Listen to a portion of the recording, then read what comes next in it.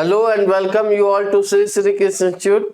एक बार फिर से आप सभी का स्वागत है आपके अपने YouTube channel Shri Shri Krishna institute में। चलिए, तो जैसा कि आपको हम लोग कल पढ़े थे, लोग दो मासेज के बीच में जो ग्रेविटेशनल फोर्स वर्क करता है उसको निकालना सीखे थे लोग।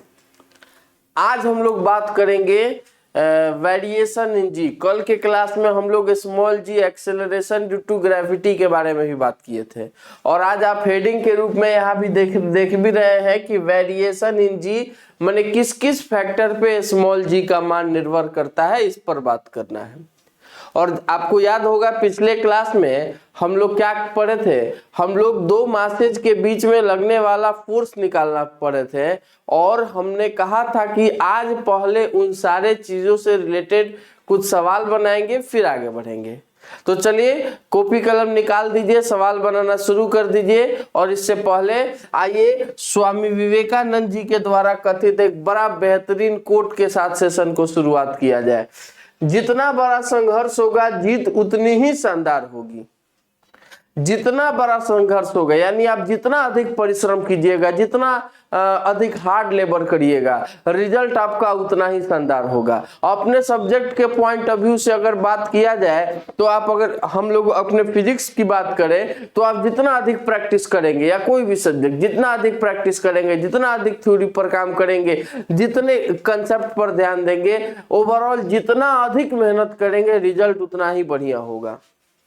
अगर बढ़िया रिजल्ट चाहिए तो there is no any shortcut of success except hard working. Hard working के अलावा कोई भी दूसरा पर्याय नहीं है सक्सेस का, कोई भी दूसरा पर्याय सफलता का नहीं है। और यही बात स्वामी विवेकानंद भी हम लोगों के लिए कह के गए हैं। तो चलिए प्रैक्टिस करना शुरू कर दिया जाए। और ये रहा पहला सवाल आपके सामने, कहता है कि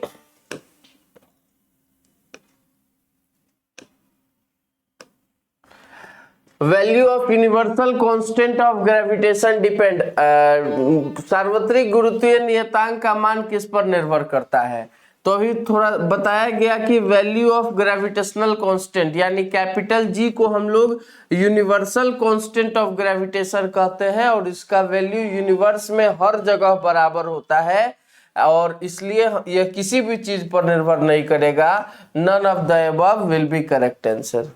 यह नेचर ऑफ मटेरियल पर निर्भर नहीं करेगा, एनर्जी पर निर्भर नहीं करेगा, एक्सेलरेशन पर, किसी भी चीज पर निर्भर नहीं करेगा, और इसीलिए इसको यूनिवर्सल कांस्टेंट ऑफ ग्रेविटेशन कहते हैं। आइए अगले सवाल पर आते हैं। कहते हैं कि एमई अगर मास ऑफ अर्थ है, आरई अगर रेडियस ऑफ अर्थ है, पृथ्वी की त्रिज्या है, तो स्मॉल जी और कैपिटल जी का वैल्यू बताइए। स्मॉल जी और कैपिटल जी का वैल्यू क्या, स्मॉल जी बट्टा कैपिटल जी का वैल्यू क्या होगा, ये बताना है। जल्दी से कमेंट करिए।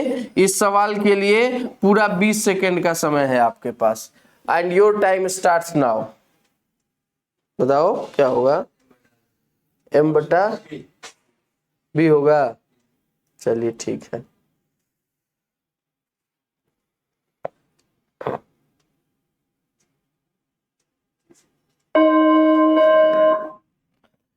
चलिए, तो अब जी बट्टा जी की बात की जाए तो कल जो हम लोग स्मॉल जी का फॉर्मूला पढ़े थे लोग, स्मॉल जी बराबर जी एम के जगह पे एम ई माने मास ऑफ अर्थ, आर ई यानी रेडियस ऑफ अर्थ। तो यहाँ हो जाएगा जी, ये बट्टा में जी हो जाएगा यहाँ एम ई बट्टा आर ई का स्क्वायर, एम ई बट्टा आर ई का square. Option B will be correct answer. Option B जो होगा वो बिल्कुल सही जवाब होगा। ठीक है, चलिए आगे बढ़ते हैं अगले सवाल की तरफ। आप लोग को कहीं लिखना होगा तो बोल दीजिएगा, हम रुक जाएंगे, ठीक ना। If the distance between earth and moon be half, यदि पृथ्वी और चंद्रमा के बीच की दूरी वर्तमान दूरी की आधी हो जाए तो उनके बीच गुरुत्वाकर्षण बल किस गुणांक से बढ़ेगा। माने गुरुत्वाकर्षण बल कितना गुना हो जाएगा। लीजिए 20 सेकंड का समय। ठीक है,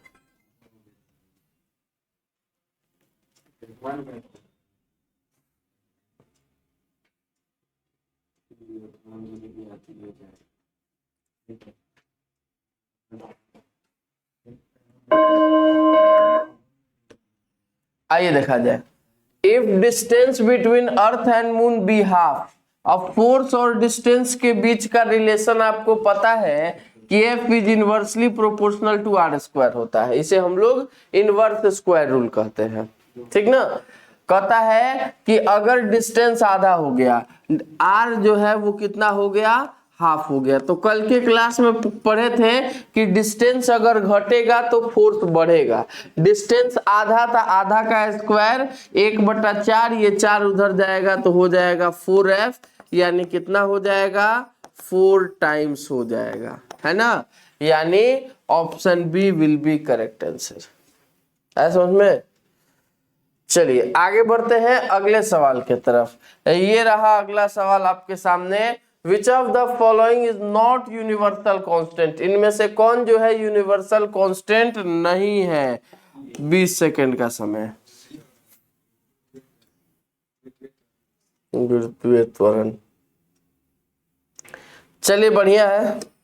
एक्सेलरेशन ड्यू टू ग्रेविटी, यह जो है यूनिवर्सल कांस्टेंट नहीं है।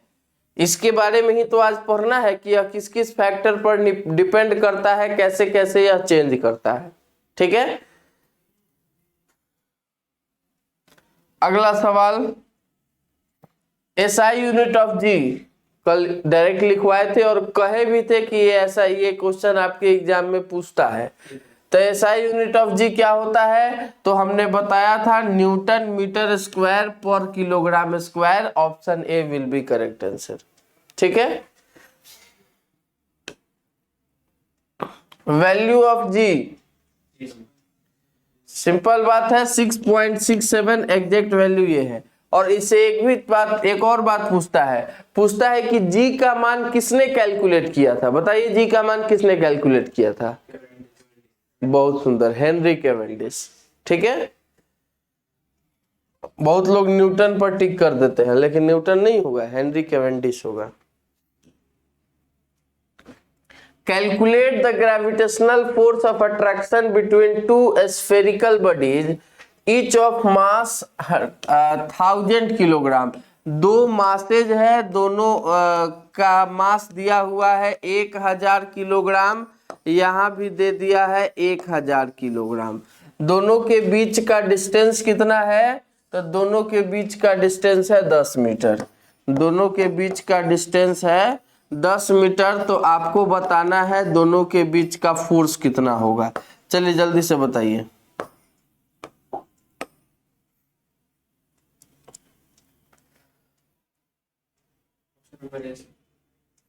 ठीक,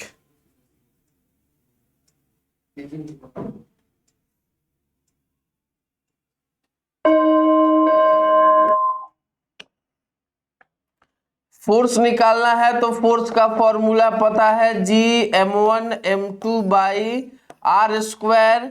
जी का वैल्यू 6.67 इंटू 10⁻⁻11। m1 का वैल्यू 1000, m2 का भी वैल्यू 1000 बटा r² यानी 10 का स्क्वायर। जीरो से यहाँ जीरो कैंसिल, यहाँ 3 और 1 4, 10 के पावर 4 यानी 6.67 इंटू 10⁻⁻11, यहाँ प्लस में 4 यानी -7 Newton. Option A will be correct answer, ठीक है। अगले सवाल के तरफ बढ़ते हैं, देखा जाए अगला सवाल क्या कह रहा है। ये रहा अगला सवाल आपके सामने, कहता है कि if the distance between the centre of two body is double, दो बॉडी के बीच के डिस्टेंस, दो बॉडी के सेंटर के बीच के डिस्टेंस को अगर डबल कर दिया जाए तो फोर्स ऑफ अट्रैक्शन उनमें कितना होगा, बोला जाए। बढ़ेगा, घटेगा, अनचेंज रहेगा, डिक्रीज हो जाएगा, ठीक है। कह रहा है कि if the distance between centre of body is double, double माने इंक्रीज हो रहा है, तो फोर्स क्या होगा, घटेगा। तो डबल का स्क्वायर 4 टाइम्स, यानी ये क्या हो गया, it will be it will decrease 4 times, ठीक है। अगले सवाल के तरफ बढ़ते हैं। if distance between center of 2 point object is increased by 3%, then force of attraction will be, दो बॉडी के बीच का डिस्टेंस जो है 3% से बढ़ जा रहा है तो फोर्स ऑफ अट्रैक्शन क्या होगा? 12। चलिए आप बताइए। बनाइए, लीजिए समय दे दे रहे हैं इसके लिए 15 सेकंड का।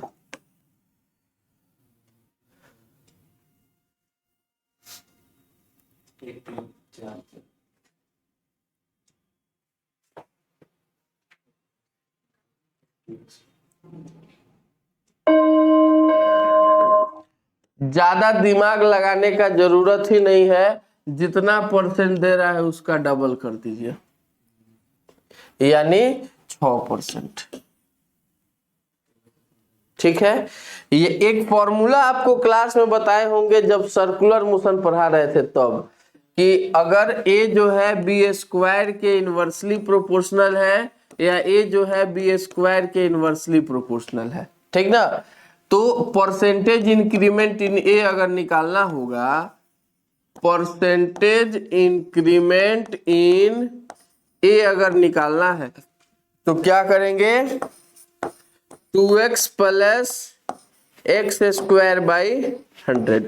पता है सही बात है? कह रहा है 3% बढ़ रहा है, तो यहाँ इस फॉर्म में है कि नहीं? फोर्स जो होगा आर स्क्वायर के इनवर्सली प्रोपोर्शनल है कि नहीं है? ये फॉर्म अप्लाई हो रहा है, तो लगा दीजिए 2 × 3 प्लस 3 × 3 बाई 100। यहाँ 6 प्लस 0.09 यानी 6.09% जो है फोर्स इंक्रीज होगा। अप्रॉक्स किसके बराबर? 6% के बराबर। इंक्रीज होगा कि डिक्रीज होगा? तो यहाँ क्या कह रहा है? डिस्टेंस बढ़ रहा है तो फोर्स घटेगा, डिक्रीज होगा। ठीक है, यहाँ इनवर्सली प्रोपोर्शनल लिखा नहीं, दोनों पर अप्लाई होता है, डायरेक्टली प्रोपोर्शनल पर भी, इनवर्सली प्रोपोर्शनल पर भी, है ना।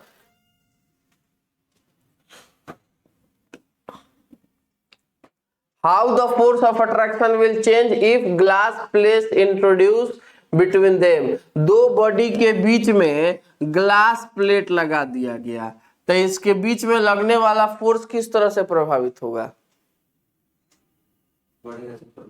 बड़ी मार मारेंगे।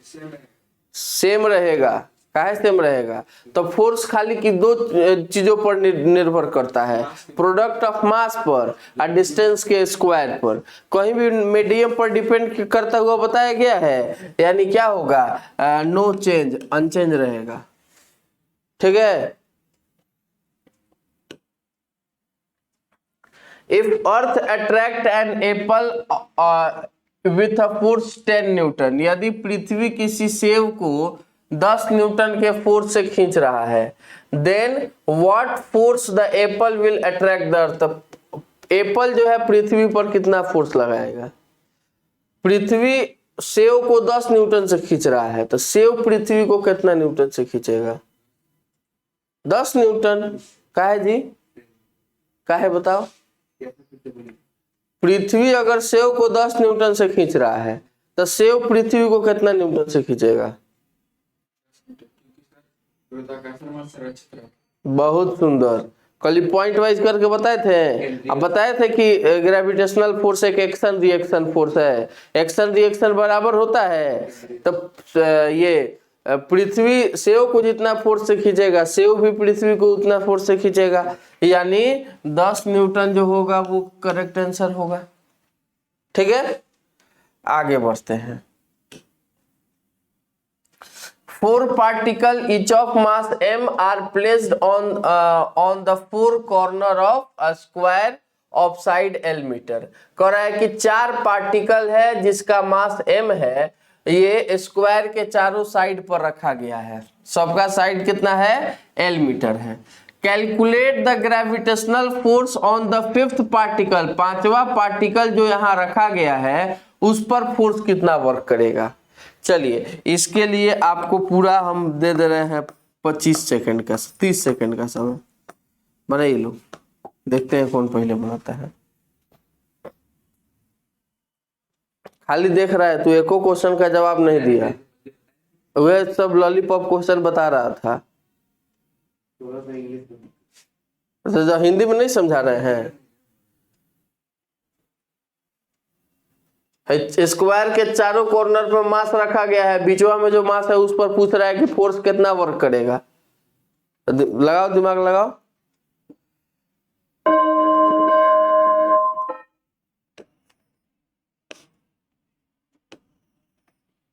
है देखो, स्क्वायर है तो इतना तो मैथ में जरूर पढ़े हो कि स्क्वायर का डायगोनल जो है परपेंडिकुलरली बाइसेक्ट करता है।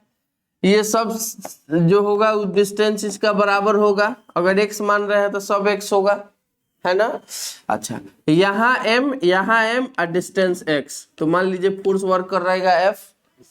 यहाँ m डिस्टेंस x, तो यहाँ भी फोर्स वर्क करेगा F। ये इसको खींचेगा इधर, ये इसको खींचेगा इधर, तो दोनों बैलेंस कर जाएगा, नेट फोर्स 0। फिर वही बात इधर भी F और इधर भी F, तो नेट फोर्स कितना 0। ऑप्शन ए जो होगा वो सही जवाब होगा। मतलब करना क्या है कि जिस पर भी पूछा जा रहा है कि कितना फोर्स लगेगा, उस पर क्या करना है, उस पर जितना मास है उस पर कितना फोर्स लग रहा है और किस डायरेक्शन में फोर्स लग रहा है ये पता कर लेना है, और उसके बाद उस पर वेक्टर का नियम अप्लाई कर देना है रिजल्टेंट निकालने के लिए। ठीक ना। आइए अगले सवाल की तरफ। 3 particle each of mass m are placed at A B and C. 3 तो पार्टिकल है, तीनों का मास m है और a b और c तीनों पर रखा गया है। ठीक है। अब कह रहा है कि ए बी और बी सी जो है बराबर है, ए बी और बी सी एल के बराबर है। ठीक ना।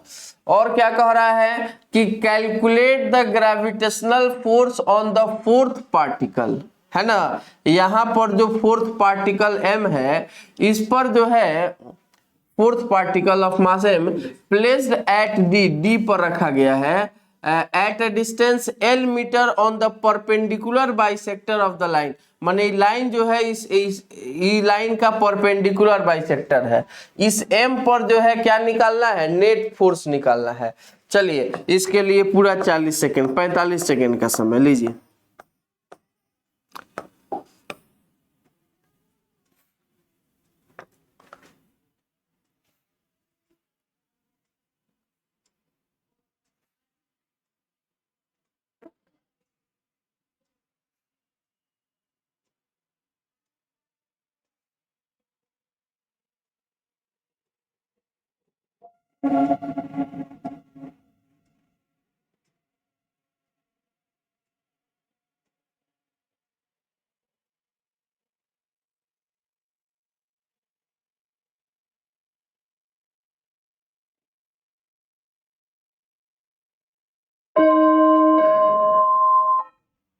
बना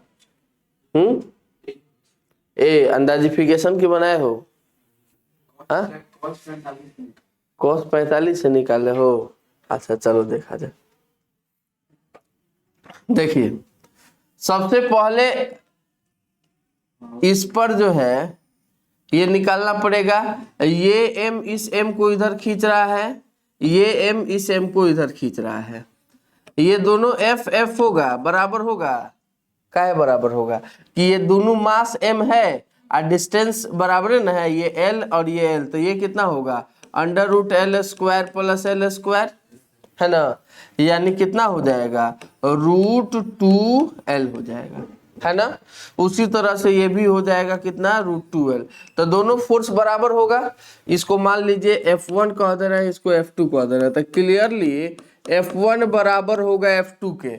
F1 बराबर F2 बराबर F मान लिए, और F बराबर कितना होगा G m1 m2 माने m स्क्वायर होगा ना, अब बट्टा में r का स्क्वायर माने √2l का स्क्वायर, यानी हो जाएगा gm स्क्वायर अब बाई 2l स्क्वायर।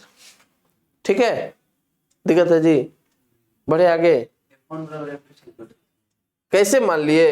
तो ये देखो ना, दोनों मास बराबर, यहाँ भी है, यहाँ भी मास m बराबर है, यहाँ भी डिस्टेंस √2l है, यहाँ भी डिस्टेंस √2l है। तो मास बराबर डिस्टेंस बराबर तो फोर्स बराबर ही आएगा, इसीलिए दोनों फोर्स को बराबर मान लिए, है ना। अब देखिए, दोनों फोर्स का जो रिजल्टेंट होगा वो एकदम इसके बीचों बीच आएगा, आएगा कि नहीं आएगा? वेक्टर में पढ़े हैं लोग कि दो बराबर फोर्सेज का जो रिजल्टेंट होता है एंगल बाइसेक्टर से होकर गुजरता है। तो यहाँ पर दोनों का रिजल्टेंट FR जो होगा वो कितना होगा, पहले एंगल निकालना पड़ेगा ना कि आखिर यहाँ पर इन दोनों के बीच का एंगल कितना बन रहा है। तो देखिए ना, ये एंगल 90 डिग्री, ये 90 डिग्री, चूंकि यह दोनों साइड जो है वो बराबर है तो डेफिनेटली ये 45, ये भी 45, ये भी 45, ये भी 45 होगा कि नहीं होगा? होगा ना, दोनों साइड बराबर है तो एंगल बराबर होगा, है ना। ओवरऑल ये टोटल एंगल कितना 90 डिग्री, है ना। तो कितना हो जाएगा, FR बराबर √F1 का स्क्वायर प्लस F2 का square plus 2F1 F2 cos theta, theta की जगह पे चूंकि 90 है तो cos 90 0, इसलिए खाली इतना बचेगा, है ना। तो हो गया √F square plus F square, F1 F2 किसके बराबर है? F के बराबर है, यानी हो गया √2F। तो √2 F का वैल्यू कितना, GM square by 2L square, ये किसका निकल गया, रिजल्टेंट FR का वैल्यू निकल गया। अब देखिए यहाँ पर एगो तीसरा भी तो मास है ना, ये भी तो इसको नीचे की तरफ खींचेगा। तो इस F3 का वैल्यू अगर निकाला जाए, F3 का वैल्यू यहाँ निकालते हैं, तो F3 का वैल्यू कितना हो जाएगा, GM1 M2 माने M स्क्वायर, अब बट्टा में क्या L स्क्वायर, डिस्टेंस L ही ना है ना। अच्छा देखिए, F3 और FR सेम डायरेक्शन में है, F3 और FR जो है सेम डायरेक्शन में है, बोलिए दिक्कत हो रहा है? F3 वाला, F1 F2 में कोई दिक्कत नहीं है। ये जो खींच रहा है वो F1 कह दिए, ये जितना फोर्स से खींच रहा है उसको F2 कह दिए, ये जितना फोर्स से खींचेगा F3 हो जाएगा, होगा ना। तो इससे F3 निकाले, FR इन दोनों का रिजल्टेंट वो भी इसी डायरेक्शन में है ना। तो लिख देंगे कि FR एंड F3 आर इन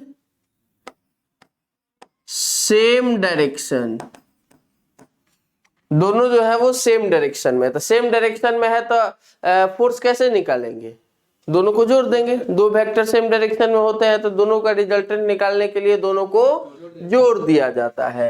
तो F नेट बराबर क्या हो जाएगा, F नेट बराबर हो जाएगा FR प्लस F3।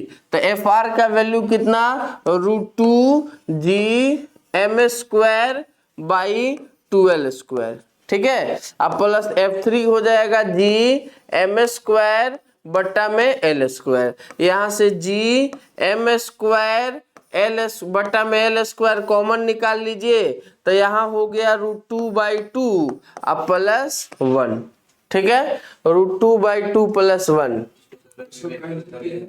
रैशनलाइज करेंगे तो कितना, हाँ सॉल्व करिए कितना आ जाएगा, ऑप्शन ए आ जाना चाहिए, है ना।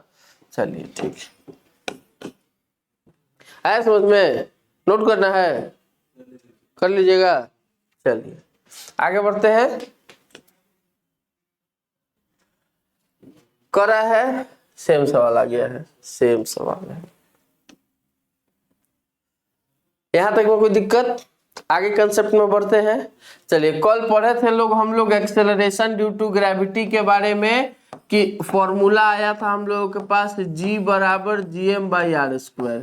एक्सेलरेशन ड्यू टू ग्रेविटी में हमने आपको बताया था कि ग्रेविटी का मतलब क्या होता है, अर्थ के द्वारा, अर्थ के ग्रेविटेशनल फोर्स के कारण किसी ऑब्जेक्ट के द्वारा जो डाउनवर्ड डायरेक्शन में एक्सेलरेशन उत्पन्न होता है, किसी ऑब्जेक्ट में अर्थ के अट्रैक्शन फोर्स के कारण जो एक्सेलरेशन प्रोड्यूस होता है उसे एक्सेलरेशन ड्यू टू ग्रेविटी कहे थे। इसका वैल्यू निकाले थे हम लोग g बराबर GM/r²। कल के क्लास में इसका न्यूमेरिकल वैल्यू भी कैलकुलेट किया गया था, दैट इज 9.8 मीटर पर सेकेंड स्क्वायर। और इसका अप्रॉक्स वैल्यू हम लोग लिए थे लोग कितना, तो 10 मीटर पर सेकेंड स्क्वायर, है ना। आज कल ये सवाल आया था कि यह g कांस्टेंट है कि वेरिएबल है, तो कल पता चला था कि यह कांस्टेंट नहीं है, अलग अलग जगहों पे इसका वैल्यू अलग अलग होता है।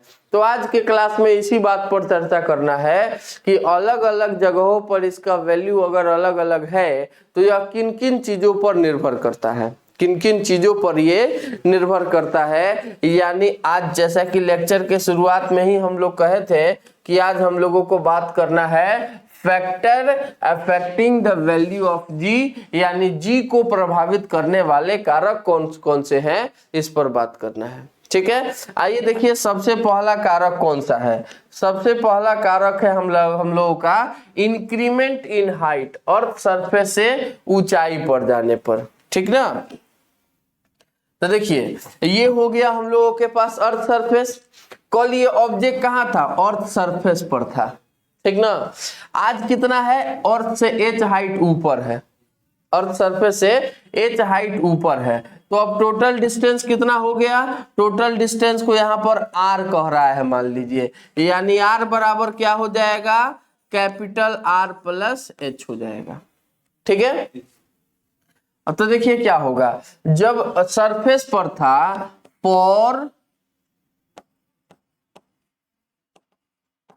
सरफेस ऑफ अर्थ, तो g बराबर होता है क्या, GM/r²।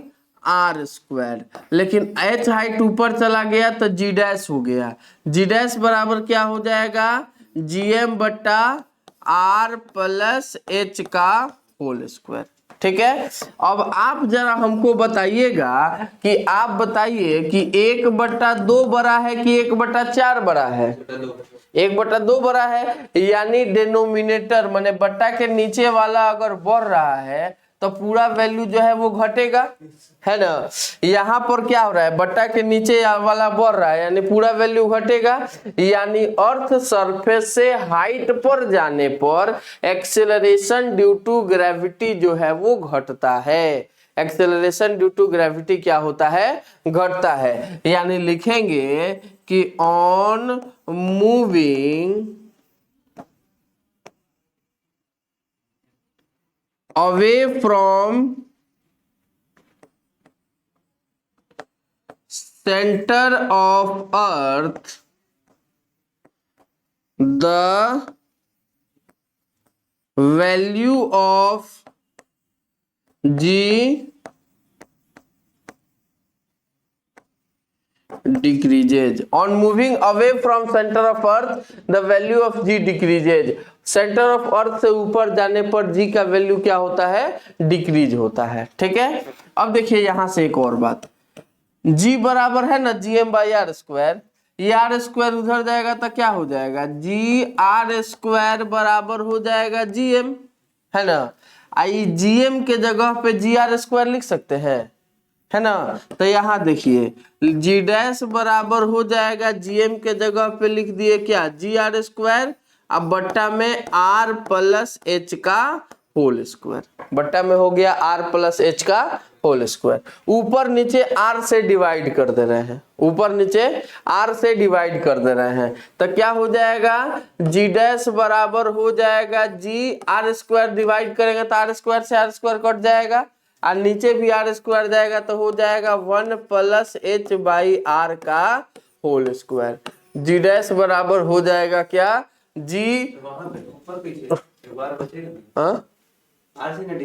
r² से, तो नीचे में भी स्क्वायर है ना, है ना, इसीलिए r²/r² 1 हो गया, है ना। तो g/1 प्लस h/r का होल स्क्वायर, इसे हम लोग क्या कहते हैं, इसे हम लोग कहते हैं रिलेशन बिटवीन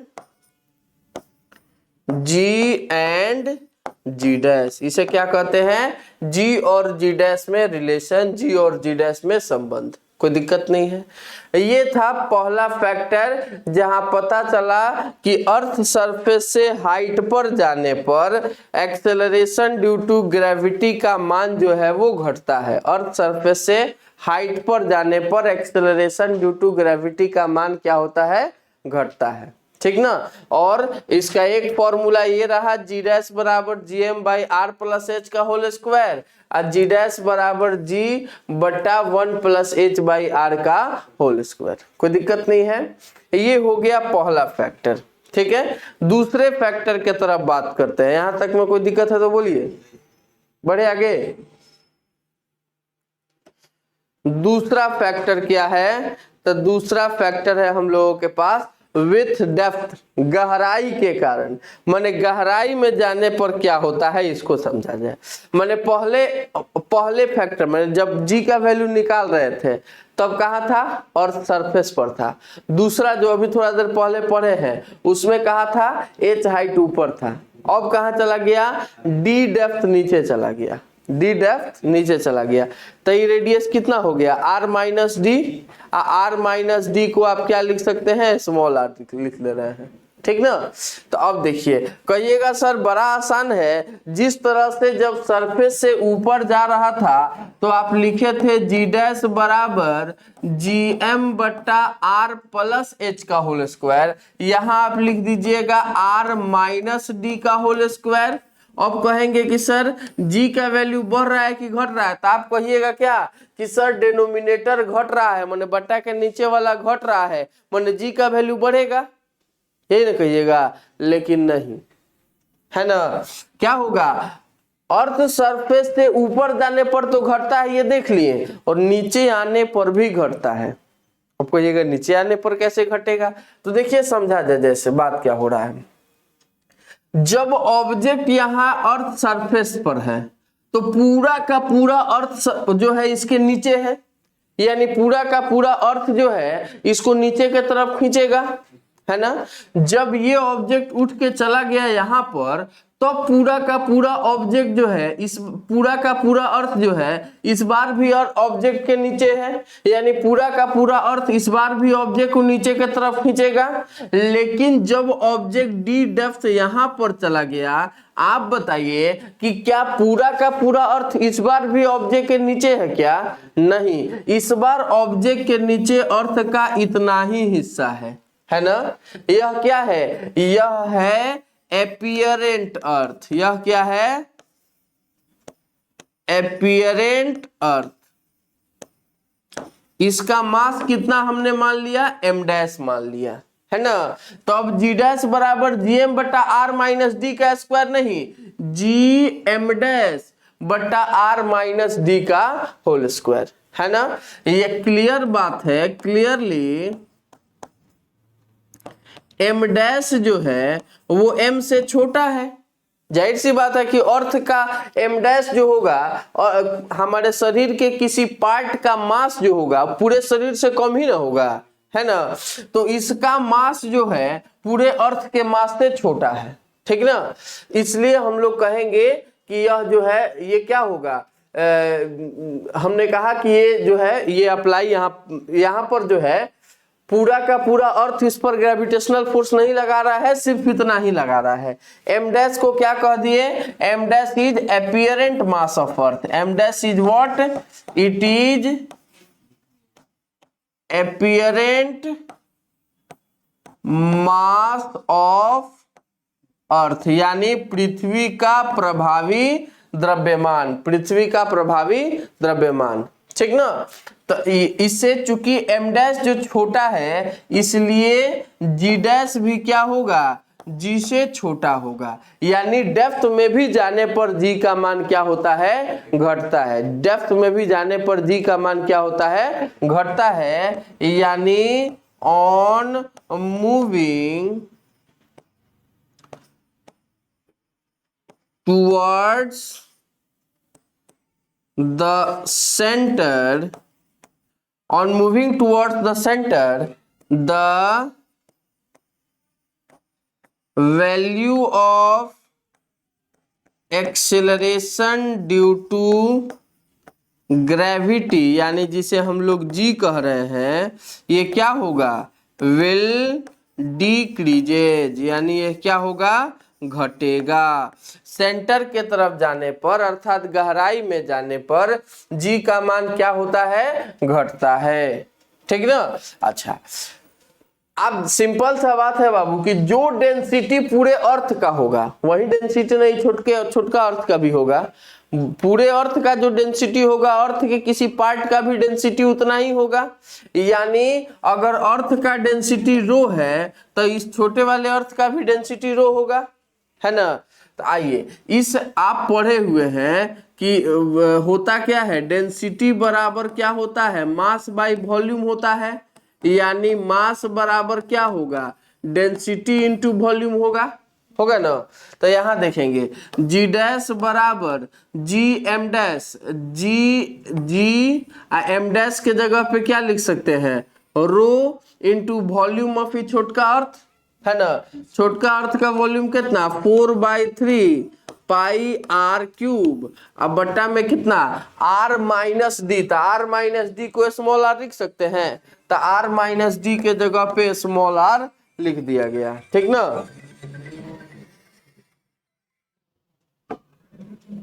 कोई दिक्कत नहीं है।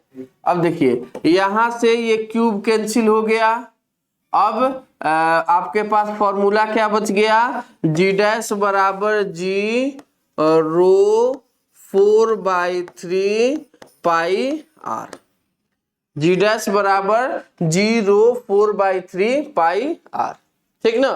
अब देखिए क्या हो रहा है, यहां दो रिलेशन आपको मिला। अभी थोड़ा देर पहले जब पढ़ रहे थे तो वैल्यू आया था जी डैश बराबर G M by r square, g dash बराबर G M by r square. तभी देख लिया था किसका फोन है। हेलो, हाँ जी, गुड मॉर्निंग।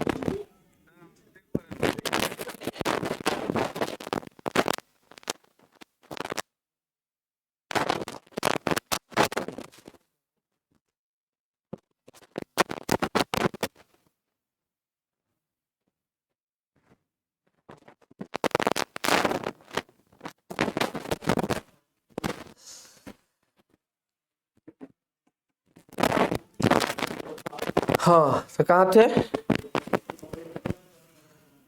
हाँ, तो देखिए एक बात तो अभी पढ़े हैं लोग, जी डैश बराबर हो गया का G M by r square, होगा ना। वही बात यहाँ भी देख, यहाँ इससे क्या पता चल रहा है, इससे पता ये चल रहा है कि जी जो होगा, जो कि कल पढ़े थे, जी जो होगा वो आर स्क्वायर के इनवर्सली, यहाँ डैश नहीं होगा, आर स्क्वायर के इनवर्सली प्रोपोर्शनल होगा, है ना। यहाँ क्या होगा, यहाँ जी आर दोनों ऊपर है, डायरेक्टली प्रोपोर्शनल का रिलेशन। तो यहां से पता चला जी जो होगा आर के डायरेक्टली प्रोपोर्शनल होगा। तो देखिए क्या कहां कब लगेगा, जब कभी भी सवाल में कहे कि डेंसिटी कांस्टेंट है ना। जैसे कह रहा है पृथ्वी फैल गया लेकिन डेंसिटी कांस्टेंट रह गया, दुगुना रेडियस हो गया फैल के, तो जी का मान क्या होगा, अगर डेंसिटी कांस्टेंट रहेगा तो जी का मान भी दुगुना हो जाएगा। सिकुड़ के आधा हो गया लेकिन डेंसिटी कांस्टेंट रहा तो जी का मान भी आधा, है ना। डेंसिटी कांस्टेंट अगर सवाल में दिया रहे तो फिर जी डायरेक्टली प्रोपोर्शनल आर लगाएंगे, है ना। ये कब लगेगा कि व्हेन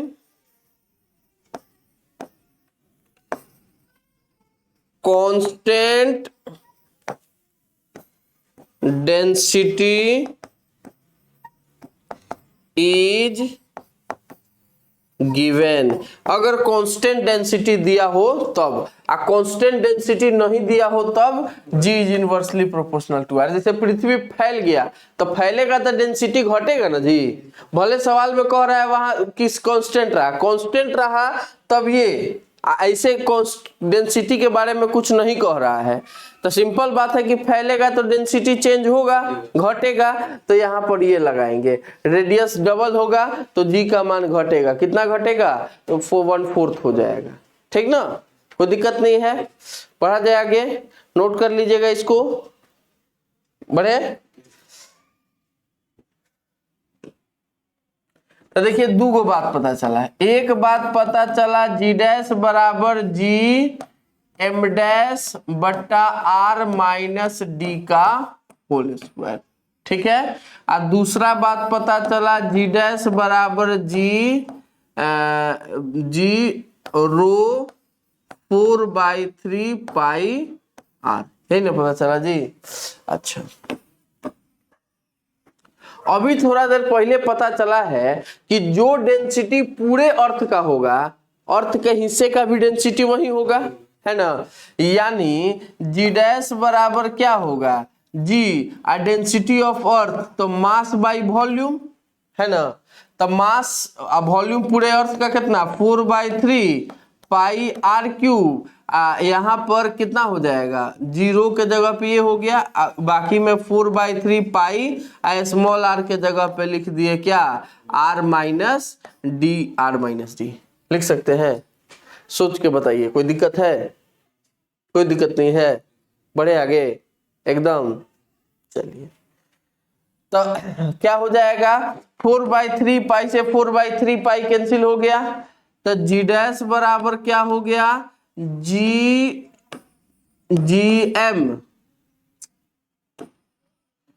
डैश बराबर हो गया क्या, G M r minus d, अब बट्टा में कितना आर क्यूब। ठीक है।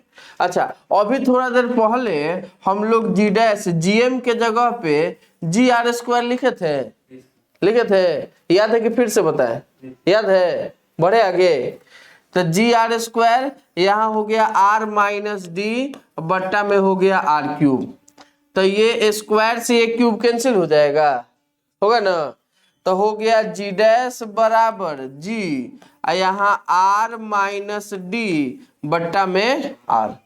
ठीक है, यानी जी डैश बराबर जी आर बट्टा आर हो गया 1 माइनस डी बट्टा आर, ये हो गया कितना हम लोगों का जी डैश का वैल्यू। इसे हम लोग क्या कहेंगे, relation between g dash and g और जी डैश में रिलेशन आपके सामने है। ठीक है, कोई दिक्कत? बढ़े आगे।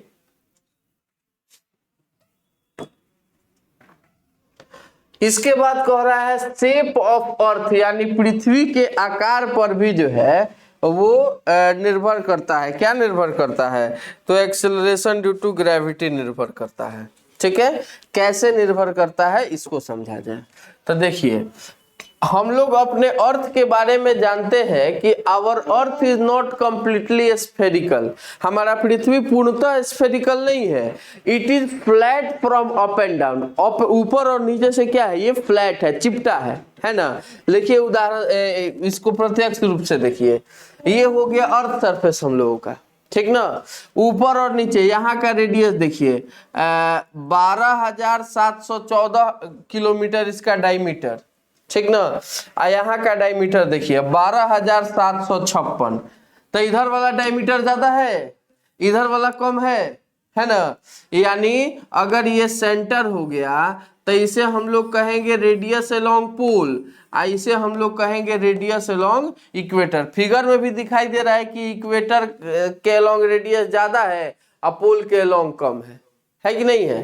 तो क्लियरली हम लोग लिखेंगे, क्लियरली दिखाई दे रहा है यहाँ पे कि radius along pole is smaller than radius along equator.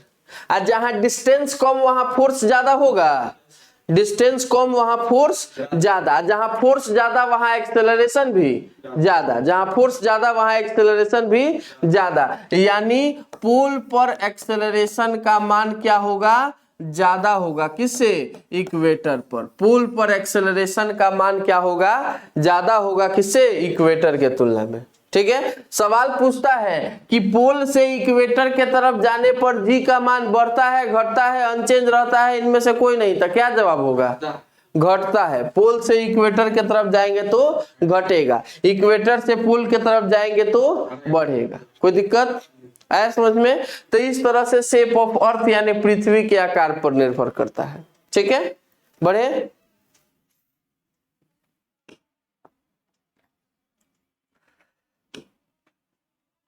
Due to rotation of earth. देखिए यहाँ पे पृथ्वी रोटेट कर रहा है और रोटेशन के कारण क्या होता है, अब जैसे किसी भी चीज, कोई भी चीज रोटेट कर रहा है, आप एकदम उसके ऊपर है। जैसे सिंपल सा बात है, ये जो जिम अपने यहाँ लगा हुआ है, इसमें एगो मशीन है, इस पर खड़ा होके आप ऐसे ऐसे रोटेट करते हैं। देखे हैं लोग अभी जाके, अभी गया था ना जिम में जी, तुमको सामने ही ना दिखा है, गेट पर लगा हुआ है, साइकिलवा के ठीक सामने लगा हुआ है वो मशीन, ठीक ना। उस पर खड़ा होके ऐसे पकड़ के पूरा लोग घूमता है, ठीक ना। तो इसे सब मसल्स का खिंचाव, क्रैम्प जो होता है वो घटता है, ठीक है। तो देखो क्या होता है कि अगर ऊपर आप खड़े हैं तो उस रोटेशन का कोई असर आप पर नहीं पड़ेगा, है ना। ऊपर खड़े हैं तो रोटेशन का कोई असर नहीं पड़ेगा। यानी आइए इसको रोटेट कराना बंद कर दिया जाए, रोक दिया जाए अर्थ को, लीजिए रोक दिए, ठीक ना। तो ऊपर अगर खड़े हैं यानी पोल पर अगर है तो जी का मान जो होगा अनइफेक्टेड रहेगा, अनइफेक्टेड होगा। पोल पर जी का मान क्या होगा, अनइफेक्टेड रहेगा, रोटेशन के कारण कोई अंतर पड़ने वाला नहीं है। अब पोल पर जी का मान क्या होगा, मैक्सिमम होता है। कितना मैक्सिमम होगा, तो 9.8 मीटर पर सेकेंड स्क्वायर के बराबर होगा, ठीक है। लेकिन इक्वेटर पर क्या होगा, इक्वेटर पर जब ये घूमेगा तो इधर के तरफ एक्सेलरेशन लगेगा जी, सर्कुलर मोशन में पड़े हैं, बाहर के तरफ सेंट्रीफ्यूगल एक्सेलरेशन लगेगा कितना, आर ओमेगा स्क्वायर। पढ़े हैं लोग, याद है, आगे भूला गया है सब, याद है, गुड। तो एगो एक्सेलरेशन है ना सेंटर के तरफ, एगो सेंटर से बाहर, तो रिजल्टेंट एक्सेलरेशन जी डैश बराबर कितना, बड़का एक्सेलरेशन माइनस छोटका एक्सेलरेशन। तो बड़का कौन, जी की आर ओमेगा स्क्वायर, जी बड़का का है, जी बड़का, जी बताओ तो जी का है बड़का, तो पोल पर का ना बात कर रहे हैं। आखिर एक्सेलरेशन ड्यू टू ग्रेविटी से थोड़े बाहर के तरफ, तो बाहर के तरफ ज्यादा एक्सेलरेशन लगेगा तो ऑब्जेक्ट बाहर ना फेंका जाएगा, है ना। तो नेट एक्सेलरेशन कितना हो जाएगा, जी डैश बराबर g minus r omega square, g dash बराबर g minus r omega square. ये कहाँ के लिए है, इक्वेटर के लिए, एट इक्वेटर यानी विषुवत रेखा के लिए, ठीक है। अब यही जैसे ऑब्जेक्ट कहाँ चला गया, यहां पर चला गया, ना पोल पर है ना इक्वेटर पर है, पोल इक्वेटर के बीच में है, तो यहां पर चला गया। तो इस सेंटर से मान लीजिए कितना एंगल बना रहा है, थीटा एंगल बना रहा है। तो यहाँ पर के जी डैश का वैल्यू क्या होगा, यहाँ पर के जी डैश का वैल्यू होगा g minus r omega square cos square theta, g dash बराबर g minus r omega square cos square theta. कोई दिक्कत आ रहा है समझ में। अब देखिए इससे सवाल पूछता है कि यदि पृथ्वी रोटेट करना बंद कर दे तो जी का मान बढ़ेगा घटेगा कि अनचेंज रहेगा, इक्वेटर पर घटेगा ना बढ़ जाएगा। रोटेट करना बंद कर देगा तो ओमेगा का मान 0 हो जाएगा, माने आर ओमेगा स्क्वायर का कहानी खत्म। तो जी डैश बराबर क्या हो जाएगा, जी डैश बराबर हो जाएगा जी, कब, जब अर्थ स्टॉप हो जाएगा तब, अर्थ स्टॉप हो जाएगा तब, ठीक है। अर्थ स्टॉप हो जाएगा तो खाली जी डैश बराबर जी, पहले था जी माइनस आर ओमेगा स्क्वायर, माने जी में से कुछ घट रहा था, अब कुछ नहीं घट रहा है, माने भर रहा है, ऐसा समझ में, कोई दिक्कत। ये हो गया हम लोगों का पूरा फैक्टर जिस पर कि एक्सेलरेशन ड्यू टू ग्रेविटी जो है वो निर्भर करता है, ठीक है। तो चलिए फिर आज के लिए इतना ही, मिला जाएगा नेक्स्ट क्लास में। तो आज जो चीज हम लोग पढ़े हैं पहले उस पर कुछ सवाल बनाएंगे और फिर बात करेंगे आगे, ठीक है। तो जो लोग भी हमारा वीडियो को देख रहे हैं, जो लोग भी चैनल पर नए हैं, निश्चित तौर पे चैनल को सब्सक्राइब करेंगे, वीडियो को लाइक करेंगे और अपने मित्रों तक शेयर करना बिल्कुल नहीं भूलेंगे। हर बार की तरह हमारे वीडियो को ध्यानपूर्वक देखने के लिए आपका बहुत बहुत धन्यवाद। नेक्स्ट क्लास में मिलेंगे तो इस रिगार्डिंग कुछ सवाल बनाएंगे और फिर आगे बढ़ेंगे। चलिए फिर धन्यवाद। इसका नोट्स वगैरह सब प्रिपेयर कर लेना सब, ठीक ना, नोट्स वगैरह प्रिपेयर कर लेना सब, ठीक ना, हाँ। क्वेश्चन बना बता नहीं रहा है